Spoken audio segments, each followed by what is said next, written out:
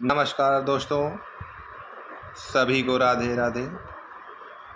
आज हम लोग कला के तत्व के बारे में पढ़ेंगे और जिसने चैनल को सब्सक्राइब नहीं किया सब्सक्राइब कर लें, जिससे जो भी वीडियो लोड हो आपको सबसे पहले आप तक पहुंच सके। चलिए, चैनल को लाइक सब्सक्राइब शेयर करते रहिए, क्योंकि आप लोगों को बहुत जल्द एक मैराथन मिलने वाली है। एक ही वीडियो में पूरा करा देंगे। चलिए, देर न करते हुए आज हम लोग पढ़ेंगे डिटेल चर्चा के साथ कि कला का अर्थ क्या होता है।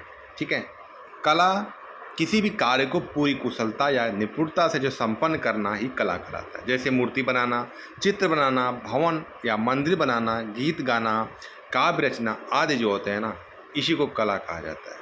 हर चीज़ की एक कला होती है, चाहे वो मूर्ति हो, चाहे चित्र हो, या भवन हो, या गीत गाना, सबकी एक अपनी अपनी एक कला होती है। यानी कि कोई भी कार्य आप पूरी कुशलता से कर रहे हो, निपुणता से संपन्न कर देना ही कला है। ठीक है, गीत गाना भी एक कला है।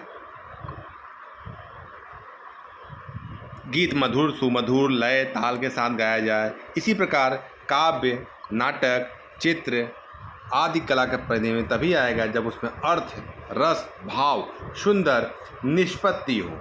ठीक है, यानी दोनों चीज़ का समावेश होना चाहिए। कला शब्द का पूछा जाए कि प्रयोग सर्वप्रथम कहाँ हुआ, तो ऋग्वेद में हुआ था। ठीक है दोस्तों, कला जो है संस्कृत भाषा का एक शब्द है जो कल धातु से बना हुआ है, और कल का अर्थ होता है प्रेरित करना। कुछ विद्वान इसकी उत्पत्ति कट धातु से भी मानते हैं, जिसका अर्थ होता है प्रसन्न करना। ठीक है, चलिए, अब कुछ लोगों का अलग अलग मत है, कुछ लोगों ने अपनी अपनी परिभाषाएं दी हैं, किसने क्या कहा है वो देखते हैं। प्लेटो ने कहा कि कला जो है सत्य की अनुकृति है। प्लेटो ने क्या कहा है कि कला जो है सत्य की अनुकृति है। अरस्तु के कहते हैं कि कला जो है प्रकृति का अनुकरण है। कला क्या है? प्रकृति का अनुकरण है। फ्रायड के अनुसार होता है कला दमित वासनाओं का उभरा हुआ एक रूप है। ठीक है, क्रोचे के अनुसार होता है कि हर एक महान कला ईश्वरीय कृति के प्रति मानव आह्लाद की अभिव्यक्ति है। ठीक है, टॉलस्टॉय कहते हैं नहीं, कला जो है भाव को क्रिया, रेखा, रंग, ध्वनि या शब्द द्वारा इस प्रकार अभिव्यक्त करना जिसे देखने या सुनने वाले के मन में वही भाव जाग उठे। ये किसने कहा? टॉलस्टॉय ने कहा। हीगल ने क्या कहा है कि कला जो है आदि भौतिक सत्ता को व्यक्त करने का एक माध्यम है। हीगल ने कहा कि कला जो है भौतिक सत्ता को एक व्यक्त करने का माध्यम है। ठीक, रस्किन क्या कहते हैं? कला जो है मनुष्य अपनी भावनाओं की अभिव्यक्त करता है। कला में क्या होता है? मनुष्य अपनी भावनाओं की अभिव्यक्ति करता है। ये किसने कहा था? ये कहा था रस्किन ने कहा था। ठीक है, इसी का थोड़ा सा बस अंतर है। रविन्द्रनाथ टैगोर ने क्या कहा था कि कला जो है कला में मनुष्य अपनी अभिव्यक्ति करता है।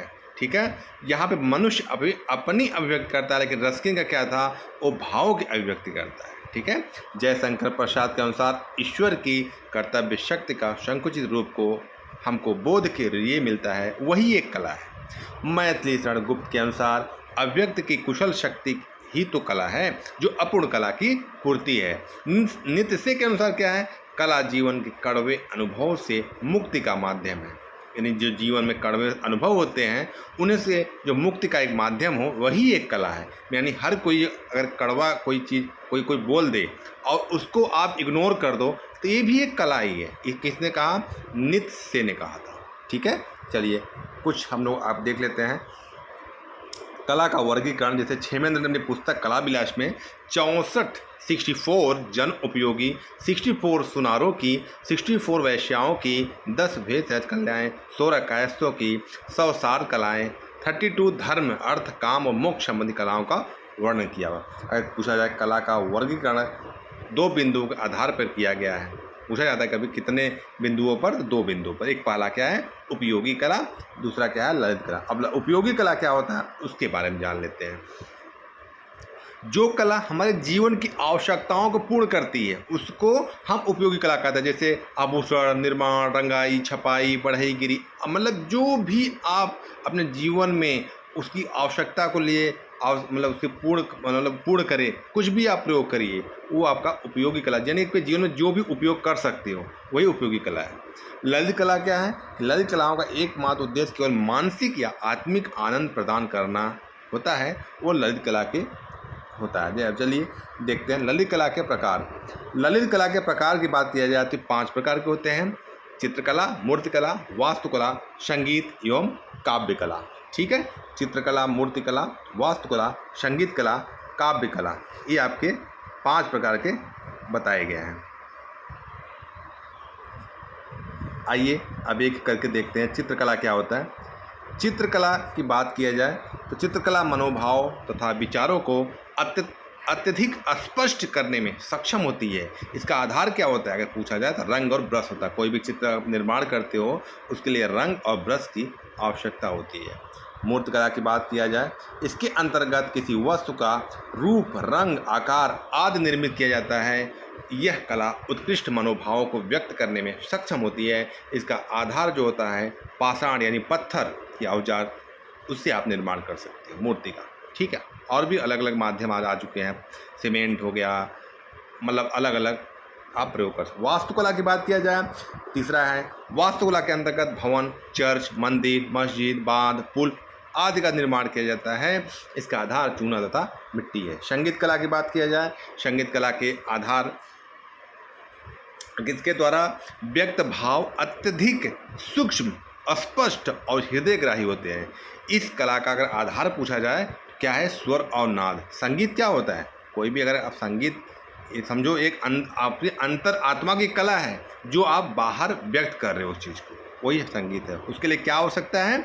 स्वर और नाद, यानी उसका आधार क्या हो गया? स्वर और नाद। काव्य कला की बात किया जाए, इस कला में स्वर तथा व्यंजन दोनों ही प्रयुक्त होते हैं। इसका प्रभाव चिरस्थायी होता है। इस कला का आधार शब्द तथा अर्थ है। ठीक है, अब हम लोग देखते हैं, देखो ललित कला के भेद। ललित कला के मुख्य रूप से 2 भेद होते हैं, एक होता है रूपप्रद, एक होता है अरूपप्रद। और रूपप्रद क्या होता है जान लेते हैं। रूपप्रद कला के अंतर्गत वे कलाएं आती हैं जिनका ताक्षुक रूप होता है, जैसे चित्रकला, मूर्तिकला, वास्तुकला, यानी जिसको हम देख सकते हैं, जो उसके रूप को हम देख सके, वही आपका रूप कला है। ठीक है, अरूप क्या है? अरूप कलाओं के अंतर्गत वे कलाएं जिनका ताक्षुक रूप नहीं होता है, वरन भाव अनुभव होता है, यानी जिसको हम देख नहीं सकते उसको अनुभव कर सकते हैं, वही आपका क्या हो गया? अरूपप्रद कला हो गया। जैसे संगीत, काव्य कला, संगीत कोई चल रहा है, आप उसको देख सकते हो?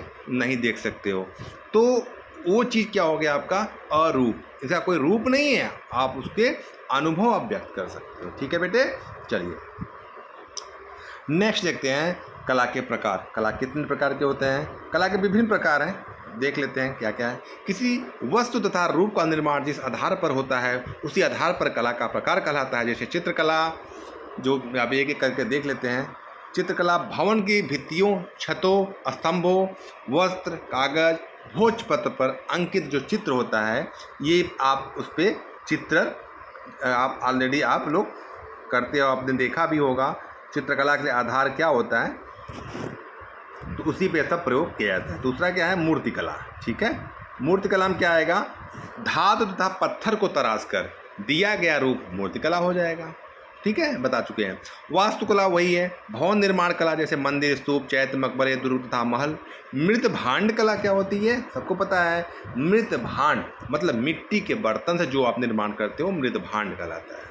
मुद्रा कला, जो मोहर सिक्के पर बनते हैं उनको मुद्रा कला कहा जाती है। ठीक है, आइए दूसरा देखते, जिन पदार्थों से कलाकृतियों का निर्माण किया जाता है उन पदार्थों के नाम के आधार पर कला का प्रकार भी होता है। जैसे चित्रकला हो गया, भवन के निर्माण, छत, स्तंभ, वस्त्र, कागज, भोजपत्र हो जाएगा।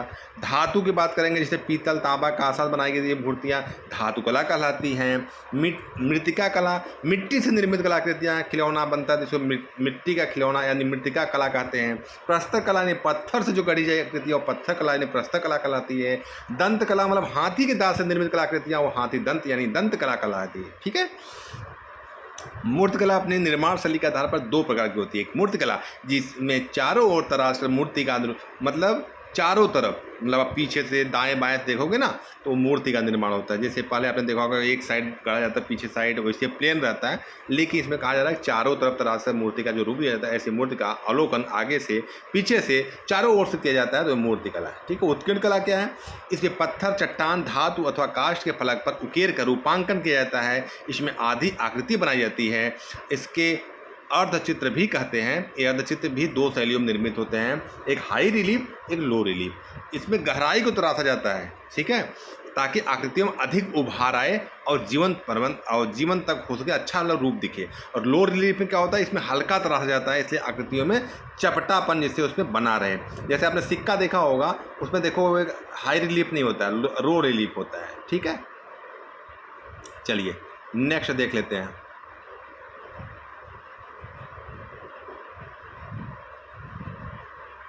कला के खड़ांग अंग। वात्स्यायन जो द्वारा रचित कामसूत्र का तृतीय अध्याय की टीका है जयमंगला में शूद्र पंडित ने आलेख के 6 भेद बताए थे।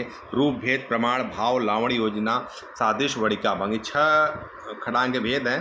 पहला है रूप भेदा प्रमाणन भाव लावणी योजनम सादृश्य वड़िका भंग इति चित्र खड़गम।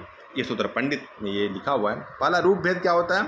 रूप भेद के द्वारा चित्र की भिन्नता को प्रकट होती है, जिसका कैसे रूप का भेद हमें पता चल सके। सिंपल भाषा आप समझ लीजिए, चित्र का जो भिन्न रूप आप प्रकट हो, ये मतलब आम है या ये जानवर है या कुछ का रूप एक निर्धारित हो सके, वही आपका क्या हो गया? रूप चित्र के भिन्न अलग अलग मालूम पड़ सके। गाय है, बकरी है, घोड़ा है, हाथी है। ठीक है। प्रमाण क्या हो जाएगा? इसके द्वारा चित्र की लंबाई, चौड़ाई, मोटाई तथा दूरी का पता चलता है। यानी प्रमाण के द्वारा हम चित्र को सही स्थान दे पाते हैं। कोई भी चित्र आप बनाते हो उसमें प्रमाण की भी बहुत ज़रूरत होती है। नहीं तो आप कोई भी बड़ा बना दोगे, कोई छोटा बना दोगे तो भी नहीं, एक माप होनी चाहिए, तो वही उसका प्रमाण होता है। भाव क्या होता है? बिना भाव का कोई चित्र बना ही नहीं सकते हो।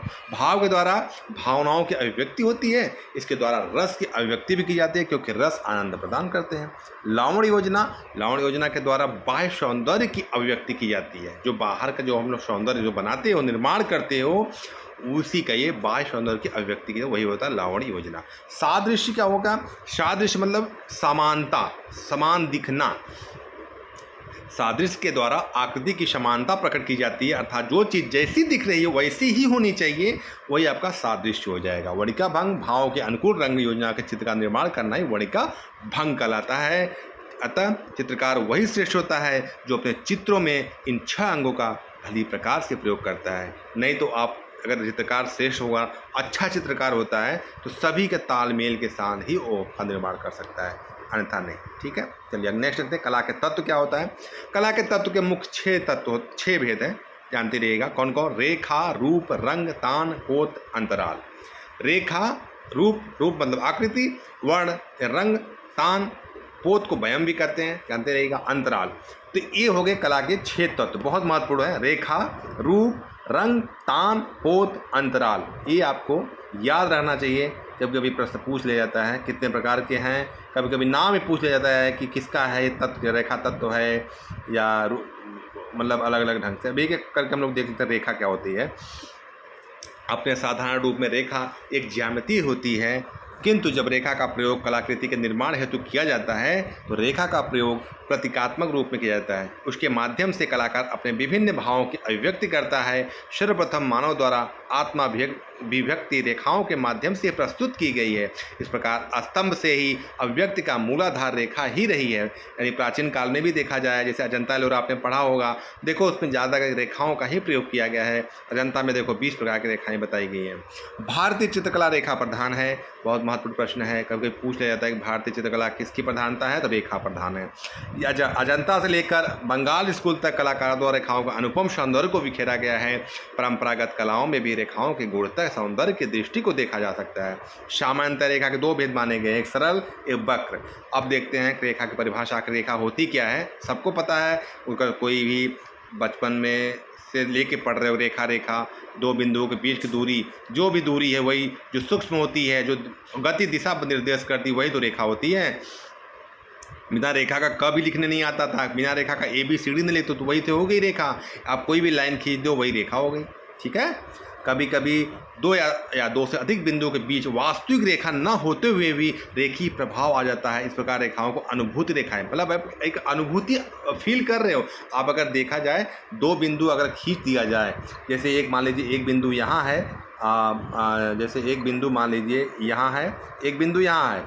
अब आपको अनुभव हो रहा है ना कि ये जो बीच का रेखा है, यानी ये जो बीच का, ठीक है, यानी ये जो बीच का रेखा है दोनों का, अनुभव हो रहा है ना कि भाई ये दोनों के बीच में एक रेखा हो सकती है, ठीक है। तो यही चीज़ हो गया अनुभूत रेखा। रेखा के प्रकार एवं प्रभाव देखते हैं।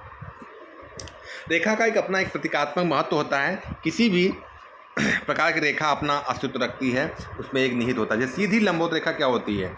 सीधी लंबवत रेखा क्या होती है? यह रेखा जो होगी ऊर्ध्वाधर लंबवत होगी, जैसे बताया गया है, ठीक है। ये सीधी लंबवत रेखा होगी।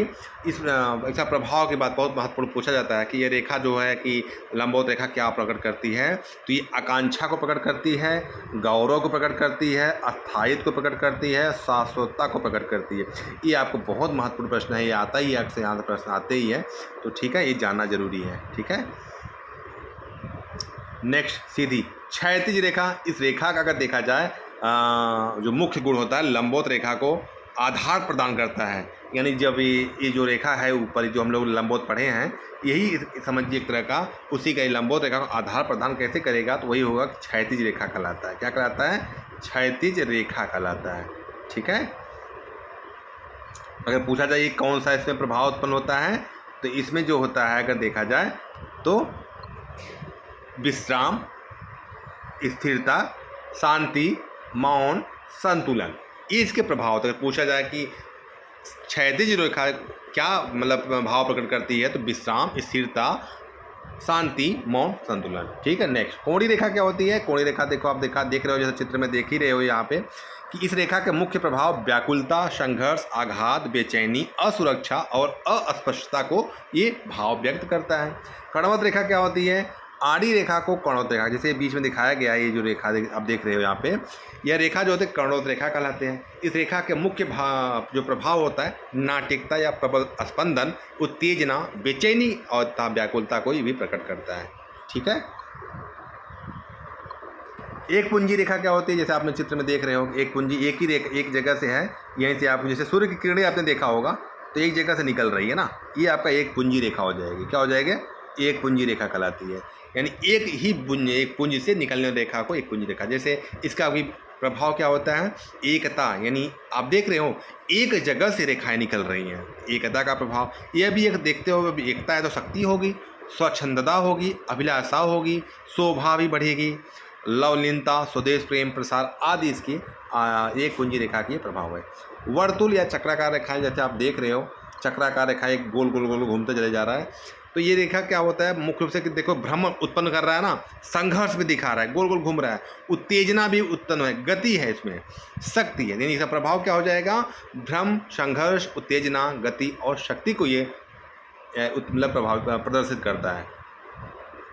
प्रवाही रेखा आपने देखा होगा, जैसे पानी में आप कभी चिक्का आप फेंकते हो, कभी आप देखे होंगे जब डालते हो तो पानी देखो अप डाउन करता है, एक तरह से आप देख ले। प्रवाही रेखा, आप जैसे रेखा नहीं है जिस बता रहे हैं उसे आपने देखा होगा, तरंग गति कहते हैं उसको, तो आप उस देखते हो तो वही इसी प्रकार का एक तरह से आप लय देखिए, जो रेखा ऊपर नीचे अप डाउन कर रही है प्रवाह की तरह।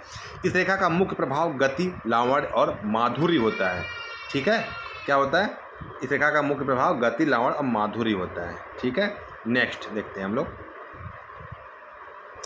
बिंदुओं को आपस में निश्चित आकार में जोड़कर इनका अंकन करना चाहिए, तभी रूप का निर्माण होता है। प्रत्येक कलाकार चित्रों में मौलिकता के सृजन के लिए विभिन्न प्रकार के रूपों का प्रयोग करता है जो एक दूसरे से पृथक होते हैं। रूपों का आकार के आधार पर उन्हें दो भागों में विभक्त किया जा सकता है। जैसे आपने देखा होगा दो प्रकार के, जैसे आपने चाय केतली बनाते हैं, आपने तो कोई नोटिस किया होगा कि जो चाय बनाने वाला होता है, आपने उसका देखे होंगे, बता रहा हूँ। जैसे एक केतली होता है, यहाँ पे ऐसा पकड़ लेगा, इधर नल लगा रहेगा, इधर ऐसा रहेगा।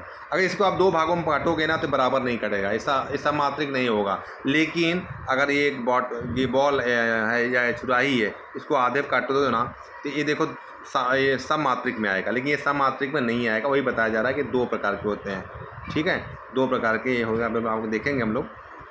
सब मात्रिक वह रूप जो दाईं या बाईं ओर एक समान होते हैं, जैसे वृत्त हो जाए, घन हो जाए, आयत हो जाए, गिलास हो जाएगा, ये सब क्या होंगे आपका सममात्रिक कहलाएंगे। ठीक है। दूसरा क्या है असममात्रिक, क्या होता है वह रूप जिसका रूप पहले भाग से विपरीत आकृति का होता है, जैसे विषम कोण, चतुर्भुज, त्रिभुज, केतली, सुराही आदि क्या होता है ना, देखने में ये आपको काटोगे ना अगर आधे पे तो समान नहीं होंगे। ठीक है। इनके अतिरिक्त चित्र के रूप में महत्व के आधार पर दो भाग किए गए, सक्रिय रूप, सहायक रूप। सक्रिय रूप क्या होता है, यह वह रूप है जो चित्र को प्रधान आकृति होती है, इसे कलाकार अधिक महत्व देता है। सहायक रूप क्या होता है, यह वह रूप है जो सक्रिय रूपों को बल देने के लिए चित्रित किए जाते हैं। किसी भी चित्र में भिन्न भिन्न प्रकार के रूपों के भिन्न भिन्न प्रभाव होते हैं। रूपों के प्रमुख प्रभाव इस प्रकार होते हैं, जैसे कुछ आपको महत्वपूर्ण देख लीजिए। जैसे आयताकार क्या होता है, ये आयताकार अगर कोई चीज़ बना हुआ है तो यह स्थायित्व है, शक्ति का प्रतीक है। ठीक है। त्रिभुजाकार क्या होगा, तो कह दिया गया ये विकास और सुरक्षा का प्रतीक होता है। वृत्ताकार है, यह गति और आकर्षण का प्रतीक है। ठीक है। अंडाकार दिया हुआ है तो क्या है ये लावण्य और सौंदर्य, ये आपका लावण्य और सौंदर्य का प्रतीक माना जाएगा। ठीक है। तो ये चीज़ हो गया आपका, जानते रहेगा। आयताकार क्या है, स्थायित्व शक्ति है। त्रिभुजाकार विकास सुरक्षा है। वृत्ताकार गति आकर्षण है। और अंडाकार क्या है, लावण्य और सौंदर्य है। ठीक है। ये महत्वपूर्ण प्रश्न है, यहाँ से अक्सर प्रश्न आते हैं। हम लोग चलते हैं, देखते हैं नेक्स्ट वर्ण। अभी रेखा देखे, रूप देखे, अब वर्ण देखते हैं। वास्तव में वर्ण जो होता है एक प्रकाश का गुण होता है, सबको पता है। प्रकाश के किरणों द्वारा हम किसी वस्तु के रंग को देख सकते हैं। जब वस्तु से टकरा कर हमारी प्रकाश जो होता है हमारी आँख के रेटिना पर पड़ता है, तो रेटिना में एक पार्श्व और रोड्स जो होते हैं कोन्स ग्रंथियों को चेतन कर देते हैं, जिसके परिणाम स्वरूप हम वस्तु के वर्ण यानी रंग जो होता है उसको हम कोई भी चीज़ को हम देख पाते हैं, निर्धारित कर पाते हैं। भैया ये कुछ है, ये है, उसको हम अलग अलग ढंग से कलर के साथ देख सकते हैं। अब मुख्य रंग बेटा 3 प्रकार के होते हैं, लाल, पीला, नीला, जो स्वाभाविक रूप से प्राप्त होते हैं, आम मिश्रित कहे जाते हैं, अन्य रंग से मिश्रण से प्राप्त नहीं होते हैं। ठीक है। मुख्य वर्ण के मुख्यतः 3 गुण होते हैं, रंगत, मान और सघनता।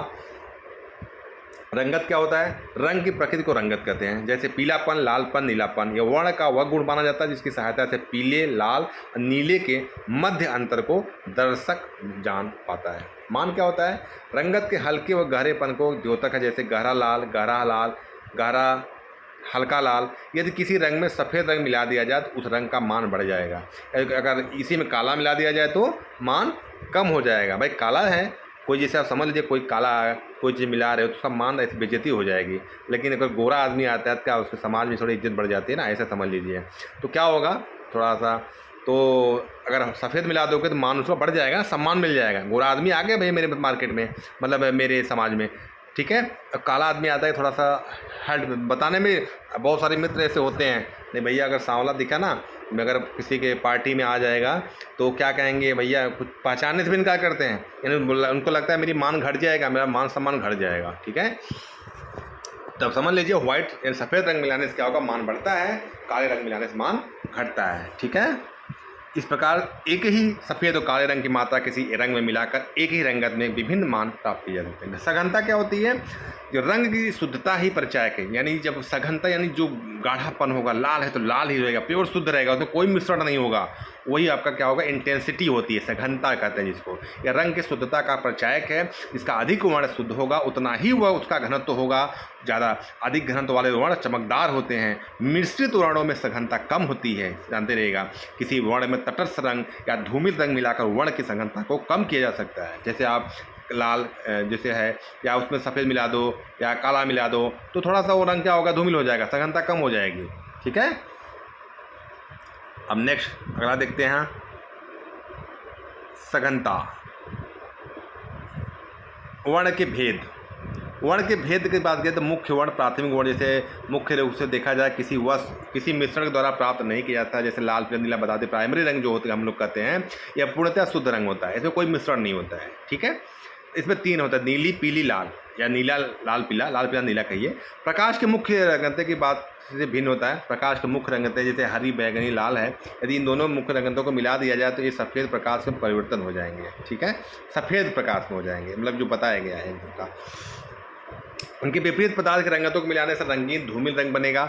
मनोवैज्ञानिक 4 मुख्य रंगते माने हैं, जैसे लाल, हरा, पीला, नीला मानते हैं। वैज्ञानिक पूछा जाए कि मनोवैज्ञानिक के आधार पर कितने रंगते हैं, तो 4, लाल, पीला, नीला तो है ही, एक उसमें हरा भी ऐड कर दो, ठीक है, लाल पीला नीला, ठीक है। प्राथमिक वर्णों का प्रभाव अगर देख लिया जाए,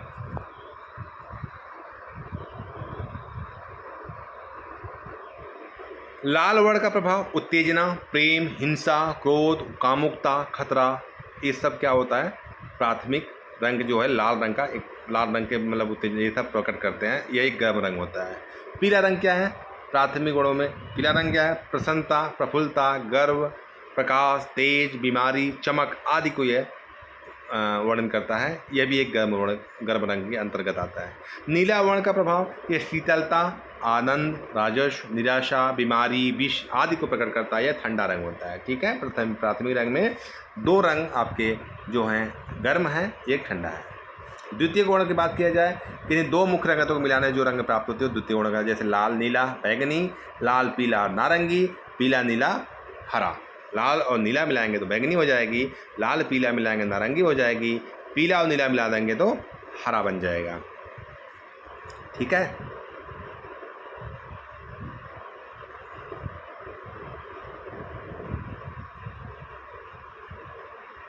द्वितीय गुणों का प्रभाव, बैगनी वर्ण का प्रभाव की बात करें, इसमें क्या प्रकट करती है, सम्मान, राजसी, मृत्यु। जो बैगनी रंग होता है ना, सम्मान, राजसी, मृत्यु को ये वर्णन करती है, ठीक है। दूसरा क्या है, नारंगी वर्ण का प्रभाव, यह वीरता, ज्ञान, प्रेरणा आदि जो है ना, यह गर्म रंग का प्रभाव प्रकट करती है, वीरता को नारंगी रंग, ज्ञान, प्रेरणा आदि का ये प्रतीक है, यह एक गर्म रंग है। हरा रंग क्या होता है, ये दो ठंडा रंग है। बसंत, सुरक्षा, मनोहरता, प्रजनन, बहुत अक्सर पूछा गया, हरा रंग प्रकट करता है प्रजनन, समृद्धि, प्रशांतता, शीतलता, बसंत, सुरक्षा, मनोहरता आदि को प्रकट करता है, यह ठंडा रंग है। तृतीय वर्ण की बात किया जाए, जब किन्हीं दो द्वितीय वर्ण को मिला दिया जाए, ठीक है, तो विभिन्न रंगतों की प्राप्ति होती है, वही तृतीय रंग होता है। जैसे बैगनी प्लस नारंगी रसैट, बैगनी हरा ऑलिव, हरा प्लस नारंगी सिरटन। ये तीन आप बेटा रट लो इसको कैसे भी करके, बैगनी प्लस नारंगी रसैट, बैगनी प्लस हरा ऑलिव, हरा प्लस नारंगी सिरटन, एक कलर इसमें प्रयोग करके बनते हैं। समीप कभी पूछा जाता है, समीपवर्ती रंग क्या होते हैं।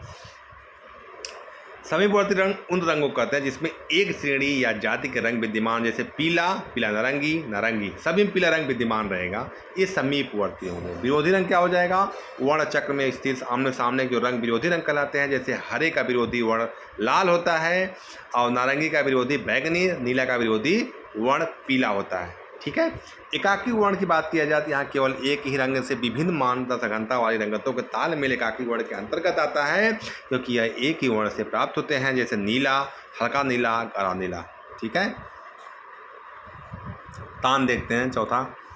तान जो होता है रंगत के हल्के और गहरे बन को तान कहते हैं। यह रंगत में सफ़ेद तक काले के परिणाम का द्योतक है।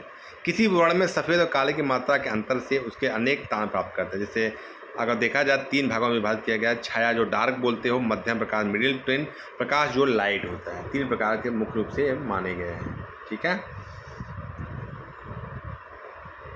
चित्र में तान का महत्व क्या है, अगर देखा जाए तो किसी भी चित्र में संयोजन के कलाकार की जो व्यक्तिगत भावनाओं का बड़ा महत्व होता है। इन्हें व्यक्त करने में चित्रकला का मूलाधार तत्वों का भी बड़ा महत्व है, क्योंकि कला के प्रत्येक तत्व रूप, रेखा, रंग, तान आदि विभिन्न भावनाओं को प्रकट करने की क्षमता रखते हैं। इनमें तान का बहुत महत्वपूर्ण स्थान है, क्योंकि किसी भी चित्र के रंग द्वारा अपनी भावना प्रकट करने समय उस रंग के तान का बहुत महत्वपूर्ण है। तान के प्रयोग से ही द्वियामी धरातल पर त्रियामी गुण उत्पन्न किया जा सकता है। इसके द्वारा वस्तु अथवा आकार के वास्तविक परिणाम तथा आयतन का प्रभाव होता है।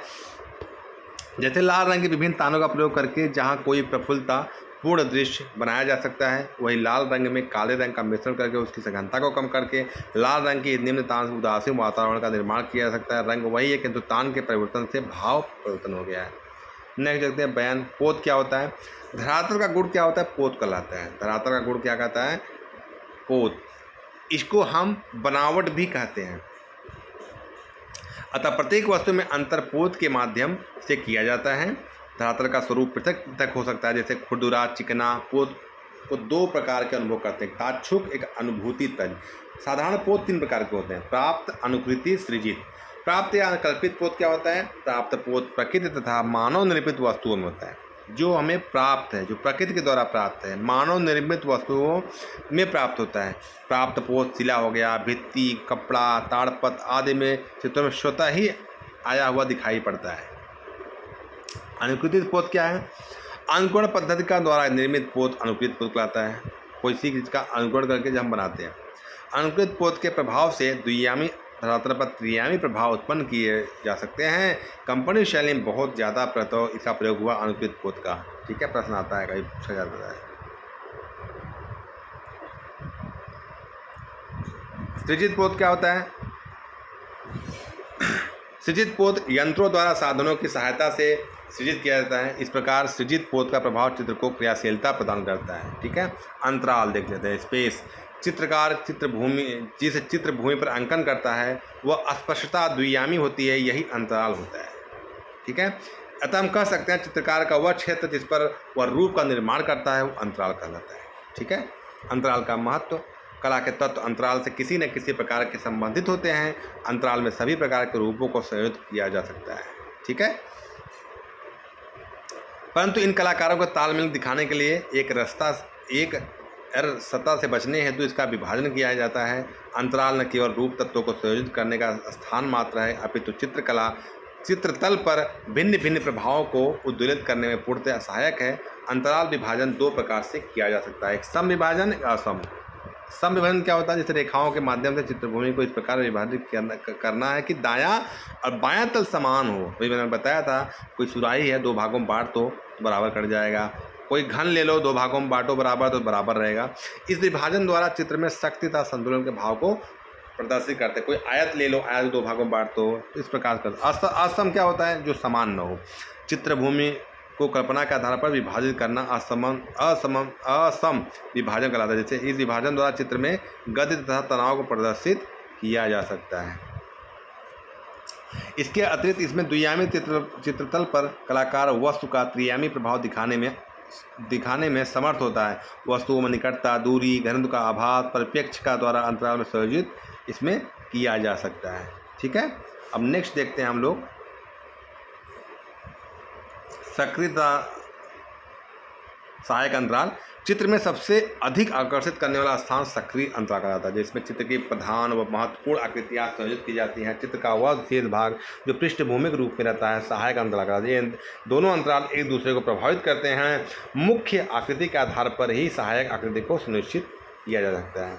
चित्र संयोजन के सिद्धांत, जब कलाकार चित्र के तत्व, रेखा, रूप, रंग, तान आदि को सुनियोजित और कलात्मक रूप से प्रयोग करने अपने भावनाओं की अभिव्यक्ति चित्र रूप में करता है तो वह संयोजन कहलाता है। संयोजन को प्रभावी बनाने के लिए चित्रकला के तत्वों का प्रयोग संयोजन के सिद्धांत के आधार पर किया जाता है। संयोजन के 6 सिद्धांत हैं, जैसे सहयोग, सामंजस्य, संतुलन, प्रभाविता, लय, परिप्रेक्ष्य। सहयोग, सामंजस्य, संतुलन, प्रभाविता, लय और परिप्रेक्ष्य 6 प्रकार के होते हैं, जानते रहिएगा।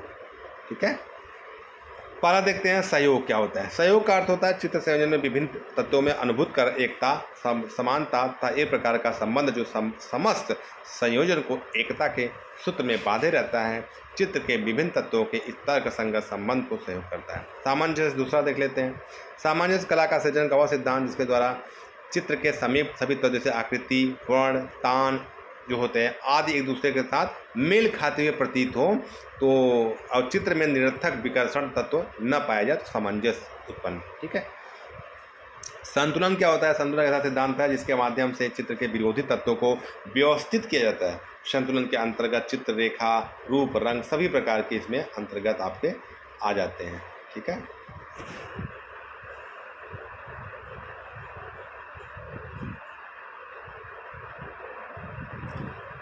कोई भी तत्व अनावश्यक भारयुक्त प्रतीक न हो, मतलब व्यवस्थित किया सकता है कि कोई भी तत्व अनावश्यक भारयुक्त प्रतीक न हो। यदि ऐसा हुआ तो चित्र असंतुलित हो जाएगा। यदि कलाकार किसी चित्र के एक भाग में कुछ अरूप आकृतियाँ अंकित करता है तथा अंतराल का दूसरा भाग रिक्त छोड़ देता है तो ये गलत होगा। इसमें अंतराल के उस भाग का भार बहुत बढ़ जाएगा जिससे रूपों की रचना हुई है। इसके विपरीत अंतराल का रिक्त भार जो शून्य लगेगा। अतः इसे सही करने के लिए अंतराल के रिक्त भाग में कुछ रूपों का निर्माण करना चाहिए, तभी चित्र आपका संतुलित प्रतीक होगा। ठीक है, इसके अतिरिक्त यदि रूप को चित्र के केंद्र में बना दिया जाए तो वह भी एक अनुचित होगा, क्योंकि रूप अगर देखा जाए ना चारों तरफ समान दबाव पड़ेगा, इससे हमारी आंखों अतिशीघ्र थक जाएगी, अब देख नहीं सकते उसको। तो क्या करना है आपको, केंद्र से कुछ हटा कर बनाना चाहिए, एकदम केंद्र में मत बनाओ कोई चित्र। रंगों को संतुलन के आधार पर रंग आपका कलर कॉम्बिनेशन अच्छा होना चाहिए, ठीक है। ऐसा नहीं कि आप पूरा रंग गाढ़ा ही कर दो या पूरा हल्का ही कर दो, कुछ आपको उसका एक सामंजस्य या अंतराल कि आप उसमें सभी का आपका एक, ठीक है, बड़े भाग में लगाना चाहिए, क्योंकि गहरे तथा उष्ण रंग अधिक भार युक्त होते हैं, हल्के तथा शीतल रंग जो होता है भार युक्त होते हैं। इसका चित्र संयोजन में संतुलन बड़ा सहायक होता है। प्रभाविता क्या होता है देख लेते हैं। किसी एक आकृति को अन्य आकृतियों की तुलना में प्रभाविता सिद्धांत आपने देखा होगा, जैसे आपने अजंता की गुफाओं में चित्र देखते हो, जैसे आपने मरासर राजकुमारी है, ठीक है, और पद्मपाणि बोधिसत्व हैं, तो इसमें आपको चित्र पर फोकस करोगे तो उनका चित्र पर ज़्यादा फोकस जाता है, अगल बगल आपका नहीं जाता। वही आपका हो गया किसी चित्र एक आकृति को अन्य आकृतियों की तुलना में प्रमुखता देना प्रभाविता सिद्धांत कहलाता है। प्रभाविता उस सिद्धांत को कहते हैं जिसे दर्शक की दृष्टि जो है सर्वप्रथम मुख्य आकर्षण केंद्र पर पड़ जाए। मतलब जैसे आप कोई आप फिल्म देखते हो, कोई गाना चलता है, आपका निगाह कहाँ होता है, हीरो हीरोइन पे ही रहता है, पीछे बैकग्राउंड में क्या चल रहा है उससे मतलब नहीं है, कहाँ हो रहा है उससे मतलब नहीं है, आपका उनके डांस पे फोकस रहेगा। मतलब प्रभाव एक तरह से आपका ऊपर प्रभाव पड़ रहा है, आप उसको एक मतलब क्या हो ना, उसको प्रमुख रूप से आप उन्हीं को देख रहे हो, ठीक है। तब के पर क्या होगा, आकृतियों का विचरण संपूर्ण चित्र का रसास्वादन करती है। प्राचीन भारतीय चित्रों में इस प्रकार इस सिद्धांत का बहुत सुंदरता प्रयोग किया गया है। इसका सबसे अच्छा उदाहरण अजंता के पद्मपाणि बोधिसत्व, मारविजय, राहुल समर्पण के चित्रों में आप देख सकते हो, ठीक है। लय क्या होता है, सामंजस्यपूर्ण अयोग्य पुनरावृत्ति उत्पन्न निरंतरता को लय कहते हैं। जो सामंजस्यपूर्ण अयोग्य पुनरावृत्ति से उत्पन्न निरंतरता को लय कहते हैं। लय का चित्रकला में विशेष महत्व है, क्योंकि दर्शक की दृष्टि यदि एक ही दिशा में पड़ती जाती है तो ही होता है लय कहलाता है। में उससे दृढ़ता उत्पन्न होती है, किंतु यदि उसमें कुछ कलात्मक आते हुए ऊपर नीचे दाएं बाएं गतिशील वह चित्र करना सरल लयात्मक वातावरण क्रियात्मक होता है। यदि किसी चित्र में प्रकृति चित्रण क्षैतिज सरल रेखाओं से किया जाता है और दूसरे में गतिशील रेखाओं के माध्यम से, जो दूसरा वाला चित्र आकर्षित करता है, क्योंकि उसमें गतिशील चक्र रेखाओं के माध्यम से लय की सृष्टि होती है, ठीक है। नेक्स्ट, परिप्रेक्ष्य के माध्यम से द्वियामी धरातल पर वस्तु का द्वियामी प्रभाव दर्शाया जाता है। इसके अंतर्गत निकटता तथा दूरी के आधार पर पास की वस्तुएं आकार में बड़ी व वर्ण के निखार तथा दूर की वस्तुएं आकार में छोटी वर्ण उतली स्पष्ट दिखाई देती हैं। अब महत्वपूर्ण बिंदु हम लोग देखते हैं क्या क्या है। महत्वपूर्ण बिंदु, भारतीय चित्रकला खड़ांग या अंक। कला के कितने भेद, 6। कला के 6 भेद में कौन कौन से हैं, रूप भेद, प्रमाण, भाव, लावण्य योजना, सादृश्य, वर्णिका भंग भी पढ़े हो। तक्षु आत्मा द्वारा रूप की सही पहचान क्या कराती है, रूप भेद। रूप भेद के द्वारा क्या प्रकट होता है, आकृति की भिन्नता, दृष्टि का ज्ञान। वस्तु का बेरा प्रकट क्या करता है, प्रमाण। संयोजक सिद्धांत में अनुपात प्रकट करता है, प्रमाण। विभिन्न आकृतियों का अनुपात का सही ज्ञान क्या कराता है, प्रमाण। प्रमाण की दृष्टि कला आचार्यों ने कितने रूप बताए हैं, 5 प्रकार। प्रमाण की दृष्टि से 5 रूपों का नाम क्या है, मानव, भयानक, राक्षस, कुमार, बालक, ये आपके 5 रूप बताए गए हैं, ठीक है।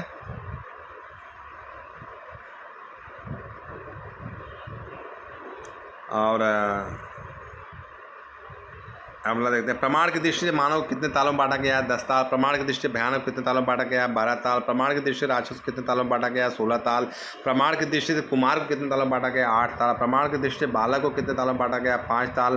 प्रमाण के निर्धारण में ताल क्या है, एक सिर है, सिर को कितने भागों में बांटा गया है, 4 भागों में। केस, ललाट, नासिका, ओष्ठ या चिबुक। भाव कला में क्या देता है, अभिव्यक्ति। भाव कलम क्या देता है, अभिव्यक्त। बहुत महत्वपूर्ण प्रश्न है। आकृति के मनोभाव, स्वभाव, व्यंग्यात्मक प्रक्रिया क्या कहते हैं, भाव का घनिष्ठ संबंध किससे है, रस से। काव्य शास्त्र में कितने रसों का वर्णन है, 9 रस, ठीक है। भरत मुनि ने कितना बताया था, 8 रस। 9वां रस कौन सा है, शांत रस। विभाव कितने भेद हैं, 2। आलम्बन, उद्दीपन। अनुभाव कितने भेद हैं, 3। कायिक, मानसिक, सात्विक। संचारी भाव संख्या कितना, 33। लावण्य योजना का क्या अर्थ है, रूप का सौंदर्य। लावण्य योजना के द्वारा क्या प्रकट होती है, सुंदरता। सादृश्य का क्या अर्थ है, देखे हुए रूपों को समान आकृति, कोई जो आप देख रहे हो समान ही दिखता है, बना देना ही सादृश्य होगा। आकृति की समानता क्या प्रकट करती है, सादृश्य। विभिन्न प्रकार के रंगों का मिश्रण क्या कहलाता है, वर्णिका भंग, ठीक है। और जैसे कुछ है यहाँ पे हम लोग देख लेते हैं, जैसे भाव होते हैं मुख्य रूप से जाने वाले रस। जैसे श्रृंगार रस का भाव क्या है, रति। वर्ण क्या है, श्याम, काला होता है। हाथ से जो ह्रास होता है सफ़ेद होता है इसका रंग। करुण का शोक है लेकिन रंग क्या होता है काला। वीर उत्साह है। रौद्र जो है क्रोध लाल होता है। भयानक भय जो है काला होता है। विभत्स जुगुस्सा यानी घृणा जो कहते हैं वो नीला होता है तो नीला। अद्भुत है विस्मय आश्चर्य पीला। शांत का निर्वेद सफ़ेद होता है, शांत निर्वेद। ठीक है। कला के तत्व, कला के प्रमुख तत्व कितने हैं? 6। कला के प्रमुख तत्व कौन कौन से हैं? रेखा, रूप, वर्ण, तान, पोत, अंतराल। कला में सबसे प्राचीन तत्व रेखा। 2 बिंदुओं के बीच की दूरी क्या कहते हैं? रेखा। रेखा कितने भेद? 2, सरल, वक्र। ठीक। कुछ बिंदुओं के मध्य रेखीय प्रभाव क्या कहते हैं? अनुभूत। एक दिशा में बढ़ाई जाए रेखा जो किसी भी स्थान पर नहीं मिलती है उनके बीच की दूरी हमेशा एक समान रहती है, क्या कहलाती है? समांतर रेखा। एक दिशा में बढ़ाई जाने 2 बिंदुओं को रेखा जो रेखाएं जो होती हैं एक स्थान पर आकर मिल जाएं और उनके बीच की दूरी असमान रहे, क्या कहलाती है? असमांतर रेखा। क्षितिज के समांतर खींची गई रेखा क्या कहलाती है? क्षैतिज। क्षितिज के समांतर खींची गई रेखा क्या कहलाती है? क्षैतिज रेखा। ठीक है।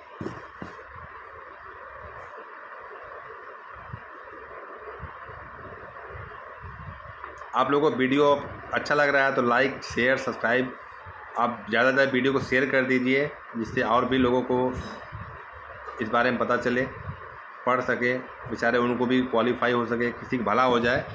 आप शेयर करते रहिए। देखिए शेयर जिसके आप कर्म तो हर कोई करता है, ऊपर वाले अभी देखता है किसके अंदर दया भाव ज़्यादा है, किसी की बात दूसरे के बारे में। ठीक है। तो अपना कर्म करते रहिए। फल देने की इच्छा उनके ऊपर है। फल आप इच्छा मत करिए कि फल क्या होगा। उम्मीद करते रहिए ईश्वर हमारी कृपा करेंगे, ज़रूर करेंगे। अगर आप मेहनत करोगे ज़रूर करेंगे। दूसरे को साथ एक सपोर्ट करते हुए चलते रहिए। ठीक है। तो चैनल को लाइक सब्सक्राइब जरूर कर लीजिएगा जिससे नेक्स्ट वीडियो जैसे अपलोड हो आप लोगों को मिल सके। अब आपको डेली आपको एक मैराथन में से मिलती रहेगी। अभी हम आपको पार्ट 1 करा दे रहे हैं इसमें, इसको 3-4 पार्ट में हम पूरा करा देंगे आपका। ठीक है।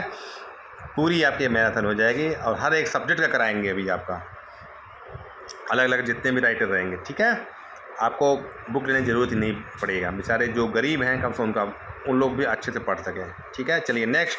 क्षैतिज रेखाएं जो होती हैं क्या प्रकट करती हैं? विश्राम, स्थिरता, शांति, मौन तथा संतुलन।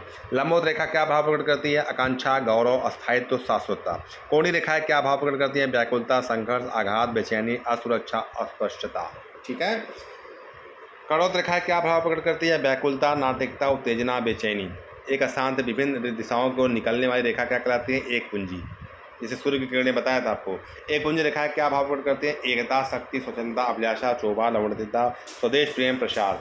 वर्तुलाकार या चक्राकार रेखाएं क्या भाव प्रकट करती हैं? भ्रम, संघर्ष, उत्तेजना, गति, शक्ति।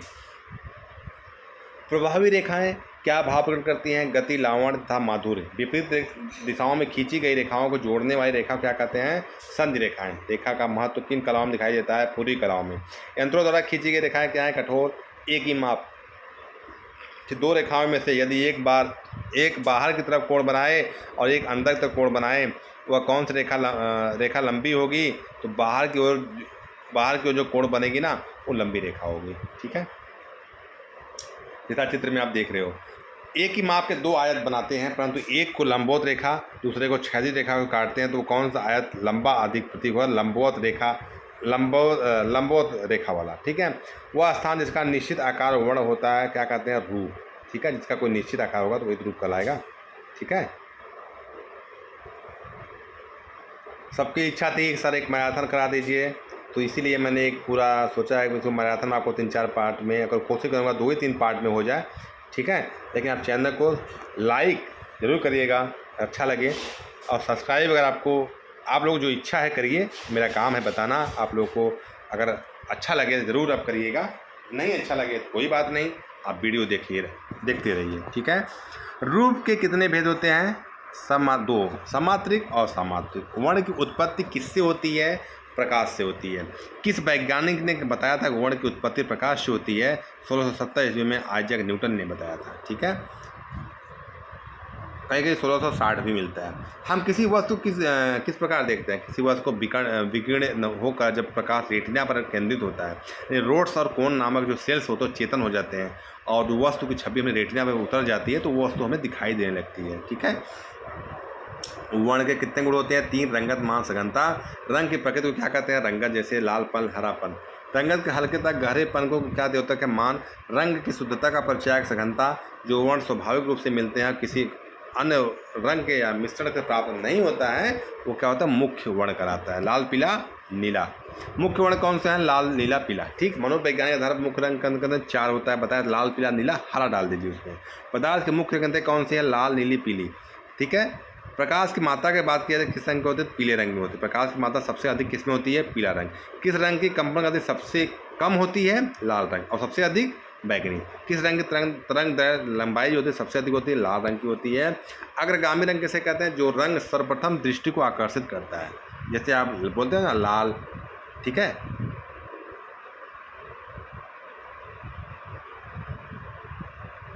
अग्रगामी रंग कौन सा है? लाल। उष्ण वर्ण क्या कहलाता है? अग्रगामी।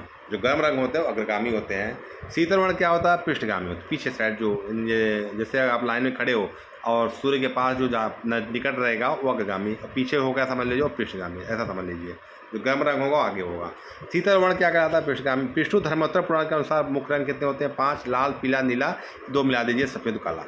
न्यूटन के अनुसार प्रकाश के कितने रंग होते हैं? 7। बैनी यहाँ पिनाला याद कर लीजिए। बैगनी हरा नीला, नीला हरा पीला नारंगी लाल। मुख्य रंगतों को मिलाने से जो रंगतें प्राप्त होती है उन्हें कौन सी रंगतें कहते हैं? द्वितीयक रंग। लाल प्लस नीला, लाल प्लस पीला, पीला प्लस नीला। द्वितीय रंगत कौन कौन सी होगी? बैगनी, नारंगी और हरा। ठीक है, जैसे आप यहाँ अभी बैगनी है, नीला पीला मिला बैगनी हो जाएगी, लाल नीला मिला दोगे तो क्या हो जाएगा? हरा, और लाल पीला मिला दोगे तो नारंगी बन जाएगी। ठीक है, प्रकाश की मुख्य रंगतें कौन सी है? लाल हरा बैगनी। ठीक है,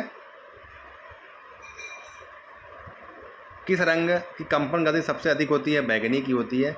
किस रंग की तरंग लंबाई सबसे कम होती है? बैगनी की। ठीक है, लाल तथा बैगनी रंग में आगे कौन सी किरणें प्राप्त होती है? लाल से आगे इंफ्रारेड तथा बैगनी से आगे अल्ट्रा वायलेट रे, जिससे मानव के नेत्र नहीं देख पाते हैं। ठीक है, दो द्वितीयक रंगतों को मिलाने से जो रंगतें प्राप्त होती है उन्हें कौन सी रंगतें कहते हैं? तृतीयक। तृतीयक रंगतें कौन सी बताया थे? बैंगनी प्लस नारंगी रसेट, बैगनी प्लस हरा आलिव, हरा प्लस नारंगी सिल्टन। वर्ण चक्र के आधार पर एक ही परिवार के रंगतों का नियोजन क्या कराता है? समीपवर्ती रंग कराता है। समीपवर्ती रंग बताया कौन कौन सा था? पीला नीला नारंगी तथा नारंगी। सभी में पीला रंग उपस्थित होगा तो समीपवर्ती रंग कहला जाएंगे। मतलब उसमें जो भी रंग मिलाए वो तीनों में होना चाहिए, यानी जो आसपास हो, सभी में उपस्थित हो तो आपका समीपवर्ती रंग हो जाएगा। वर्ण चक्र में स्थित आमने सामने रंगों क्या कहते हैं? पूरक, विरोधी, जो भी कहिए। ठीक है,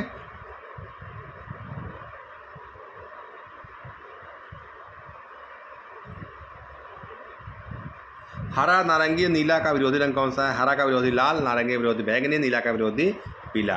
एक रंग को कुछ देर देखने पर कौन से रंग की अनुभूति होती है? उसी रंग के विरोधी रंग की, जैसे लाल नीले रंग को देखने पर उससे विरोधी पीला रंग की अनुभूति होती है। अगर आप कंटिन्यू आप देखते रहोगे किसी रंग को ना तो उसके विरोधी वहाँ पाए जाएंगे। ठीक है, एक ही रंगतों में विभिन्न मान का संयोजन क्या कहलाता है? एक आके बड़े बड़े, जैसे नीला हल्का नीला गाढ़ा नीला। रंग की सघनता किस प्रकार हम कम कर सकते हैं? तटस्थ रंग मिला दो, उसमें सघनता किस प्रकार कम कर देंगे? तो तटस्थ रंग मिला दो। तटस्थ रंग अभी पूछा था, तटस्थ रंग कौन कौन से होते हैं? काला सफ़ेद ग्रे। अक्षपटल के पार्श्व में कौन से दो सूक्ष्म तंतु ग्रंथियां हैं? रोड्स और कोन, जो बताए थे। काले और सफ़ेद की दृश्य अनुभूति कौन सी तंतु ग्रंथि होती है? रोड्स के द्वारा। ठीक है, शिल्प रत्न तथा विष्णु धर्म पुराण में प्राथमिक रंगों को क्या कहते हैं? सुधा वर्ण या मूल वर्ण कहते हैं। अगर पूछा जाए शिल्प रत्न या विष्णु धर्म पुराण में प्राथमिक रंगत को क्या कहते हैं? सुधा वर्ण या मूल वर्ण कहते हैं। ठीक है, सौर रंग सिद्धांत के अनुसार जब सूर्य की किरणें कोणाकार शीशे से छन कर निकलती हैं तो क्रमानुसार कौन सी रंगतें बनते हैं? लाल, नारंगी, पीला, उष्ण, हरा, नीला, बैगनी। ठीक है, जो रंग सूर्य के रंग से समीप होते हैं उन्हें कौन सा रंग कहते हैं? उष्ण रंग, गर्म, बताए थे अभी। जो पास में होगा वो रंग गर्म होगा, जो दूर होगा वो ठंडा होगा। उष्ण रंग जो होता है उसकी तरंग गति कैसी होती है? बहुत अधिक होती है। ठीक है, उष्ण रंग के अंतर्गत कौन से रंग आते हैं? लाल, पीला, नारंगी, ये सब आ जाएंगे। जो रंग शीतलता का प्रभाव उत्पन्न करने को क्या कहते हैं? शीतल वर्ण। शीत वर्ण के रंग तरंग गति कैसी होती है? कम होती है। शीत वर्ण के अंतर्गत कौन से रंग आते हैं? हरा, नीला। ठीक है, श्वेत श्याम वर्ण के चित्रण करने को क्या कहते हैं? वर्ण शून्यता कहते हैं। अगर सफ़ेद और काला अगर पूछा जाए क्या होगा? वो वर्ण शून्यता कहते हैं उसको। ठीक है, क्या कहेंगे? वर्ण शून्यता।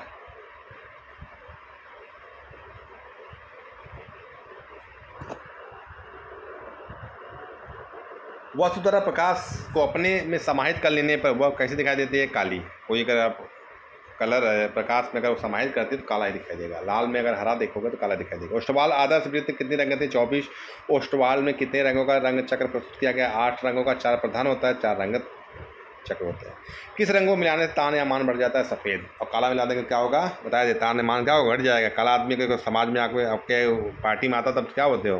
तो मेरा मान घट जाएगा, मत देखो उसको। और गोरा आदमी आएगा तो बोलोगे भाई मेरा दोस्त है, मेरा फ्रेंड है, मेरी गर्लफ्रेंड, कुछ भी आप इग्नोर कर सकते हो। ठीक है, तो इस तरह से आप इग्नोर ना किया करो इस सबको, बेचारे को। ऐसा कुछ नहीं है, सब तुम्हारे भाई हैं, सब भाई बहन हैं। ठीक है।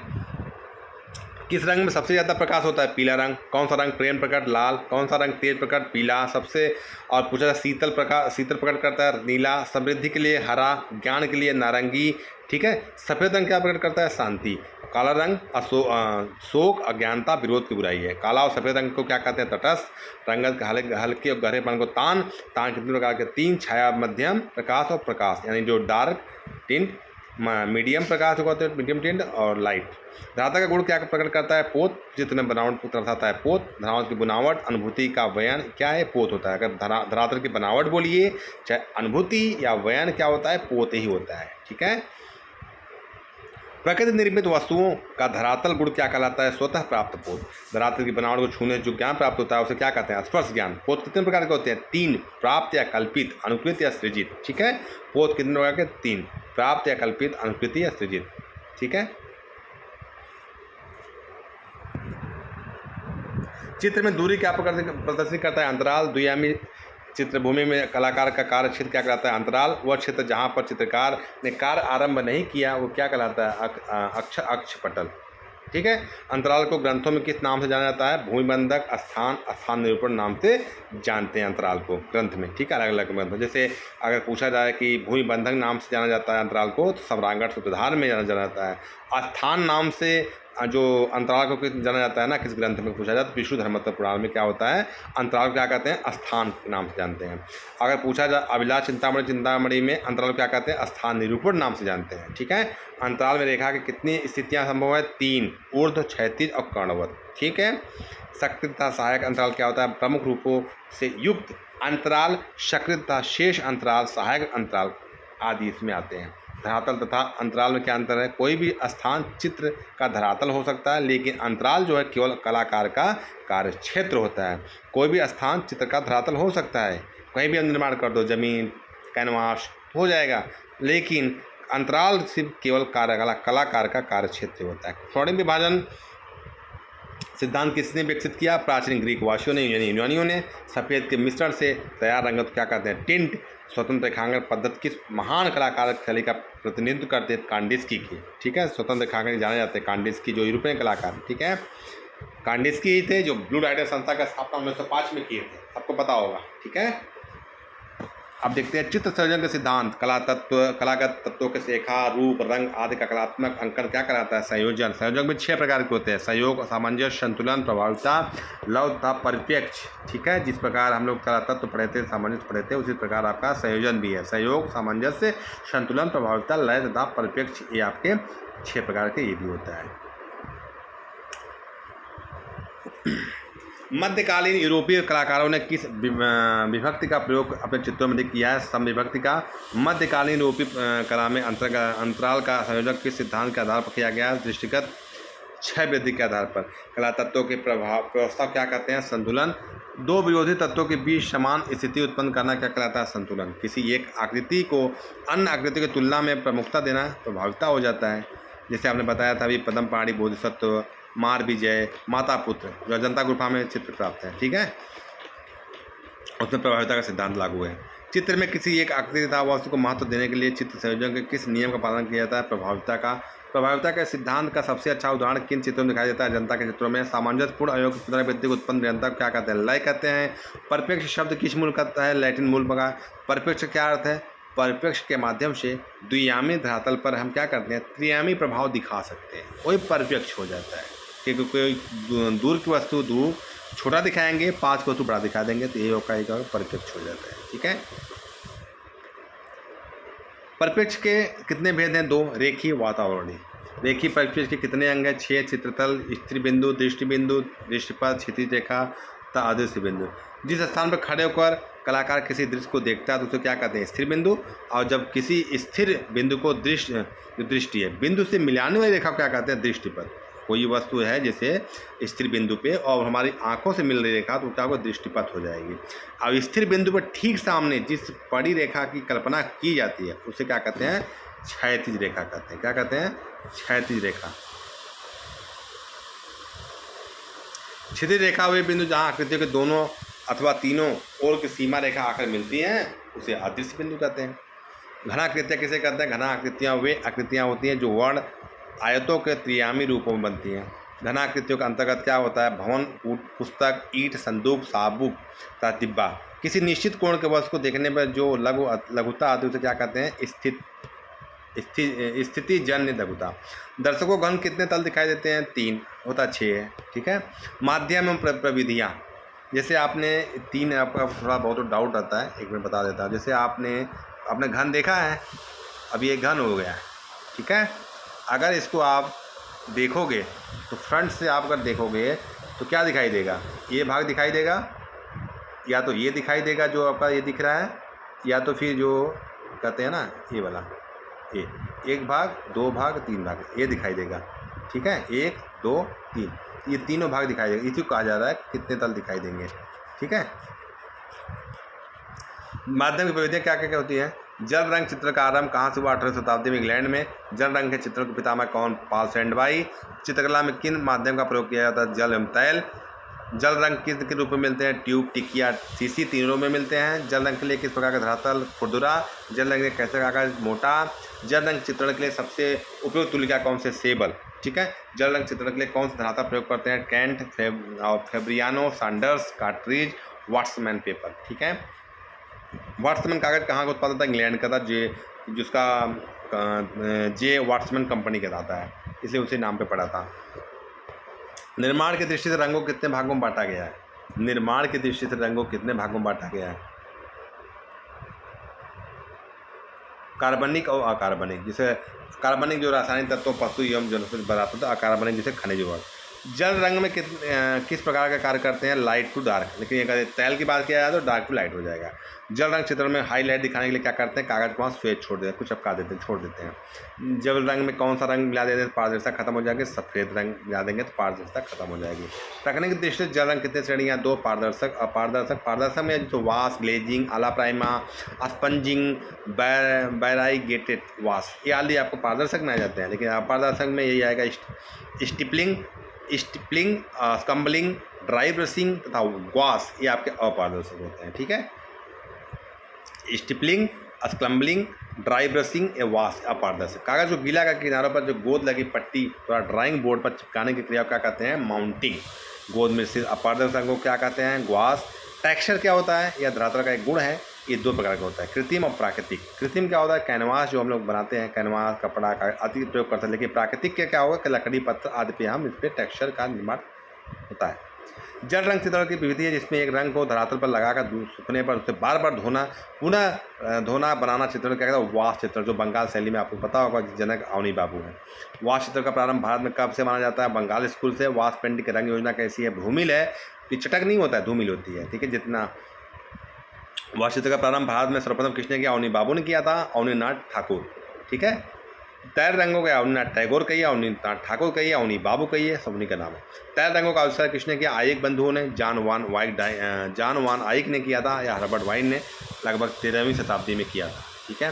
ये हॉलैंड के थे। आइक ने 13वीं 14वीं शताब्दी में इटली में किए थे। ठीक है। तैल चित्रण के लिए किस प्रकार का धरातल उपयोग होता है? खुरदुरा। तैल चित्रण का तुलिकाओं का प्रयोग किया जाता है। बिस्ट्रल था सेबल तुलिका का। तैल चित्र का माध्यम का तारपीन, अलसी का तेल, वार्निश का प्रयोग होता है तैल में। चित्रण के लिए श्रेष्ठ वार्निश का नाम क्या है? कोपाल वार्निश। अलसी का तेल, तारपीन के तेल का अनुपात क्या होना चाहिए? 50-50, आधा आधा होना चाहिए। चित्र पर वार्निश कब लगानी चाहिए? जब चित्र पूर्ण रूप से सूख जाए तो वार्निश उस पर प्रयोग करना चाहिए। तैल रंगों को पैलेट में मिलाने के लिए किसका प्रयोग किया जाता है? पैलेट नाइफ का। कलर प्लेट में जिस स्थान पर तेल रखा जाता है उसे क्या कहते हैं? डीपर कहते हैं। ठीक है। डीपर का इस्तेमाल किस चित्र में करते हैं? तैल रंग में करते हैं, जानते रहिएगा। Deeper to light. ठीक है। Dark deeper. तैल चित्रों को जिस स्टैंड पर रखकर चित्रण किया जाता है उसे क्या कहते हैं? ईजल। ठीक है, ईजल। तय रंग में किस प्रकार का कार्य करते हैं? डार्क लाइट, जिंक वाइट और फ्लेट वेट फ्लेक वाइट में अधिक घना कौन है? Flake white.